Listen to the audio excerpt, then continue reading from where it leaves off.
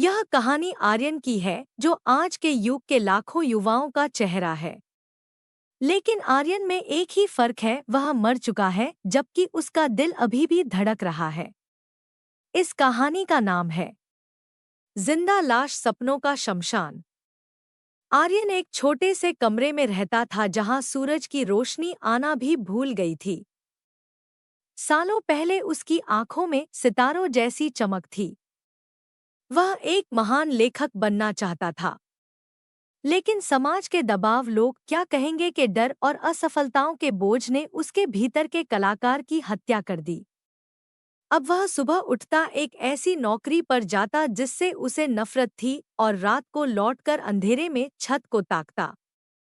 उसने सपने देखना छोड़ दिया था, और जिस दिन इंसान सपना देखना छोड़ देता है वह एक जिंदा लाश बन जाता है।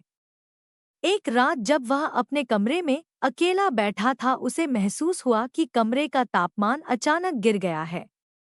दीवारें पसीने की तरह पानी छोड़ने लगी। अचानक कोने में रखे पुराने आईने में उसे अपनी ही परछाई हिलती हुई दिखी, लेकिन वह परछाई उसकी नकल नहीं कर रही थी। वह परछाई धीरे धीरे आईने से बाहर निकलने लगी। वह आर्यन जैसा ही दिखता था, लेकिन उसकी आंखें गड्ढों की तरह खाली थी और उसकी त्वचा सड़े हुए मांस की तरह लटकी हुई थी। वह उसकी मरी हुई आत्मा थी। वह भयानक आकृति आर्यन के करीब आई। उसकी आवाज ऐसी थी जैसे हजारों सूखी पत्तियां एक साथ कुचली जा रही हों। उसने कहा, तुम मुझसे डर क्यों रहे हो? मैं तो तुम ही हूं। तुमने ही तो मुझे हर रोज थोड़ा थोड़ा करके मारा है। जब तुमने पहली बार हार मानकर अपनी कलम तोड़ी थी तब मेरा एक हाथ कटा था। जब तुमने समझौते की चादर ओढ़ ली तब मेरी आंखें अंधी हो गईं। अब मैं पूरी तरह मर चुका हूं और अब तुम्हारी बारी है। कमरे की हवा भारी हो गई और आर्यन को लगा जैसे कोई अदृश्य हाथ उसका गला घोंट रहा हो। अचानक कमरे का मंजर बदल गया। वह अपने ही दिमाग के एक डरावने गलियारे में था। वहां हजारों ऐसी जिंदा लाशें घूम रही थी।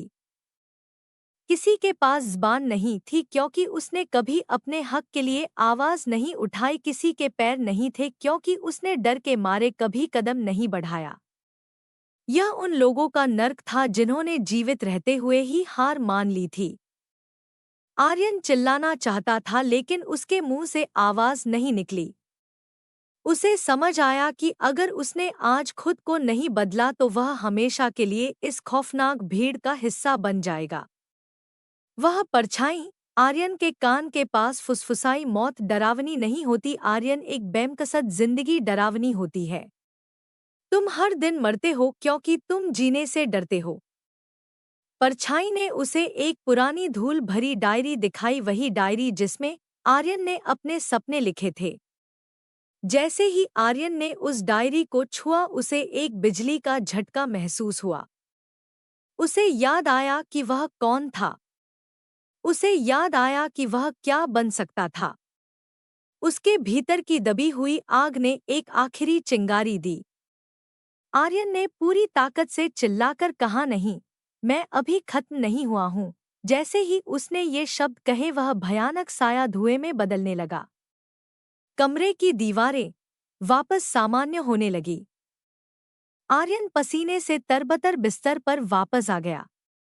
बाहर सुबह की पहली किरण खिड़की से झांक रही थी। उसने उठकर अपनी वही पुरानी कलम उठाई। उसका हाथ कांप रहा था, लेकिन इस बार डर से नहीं बल्कि एक नए जुनून से। उसने पन्ने पर पहला शब्द लिखा। वह अब जिंदा लाश नहीं, हाँ, वह फिर से एक इंसान बन गया था। इस कहानी से सीख, सपनों का त्याग ही असली मौत है। जब तक आपके पास एक लक्ष्य है आप जीवित हैं। डर का सामना करें। सबसे बड़ा भूत आपके भीतर का वह डर है जो कहता है कि तुम नहीं कर सकते। आज से शुरुआत करें। अपनी कलम, अपना हुनर या अपना जुनून फिर से उठाएं।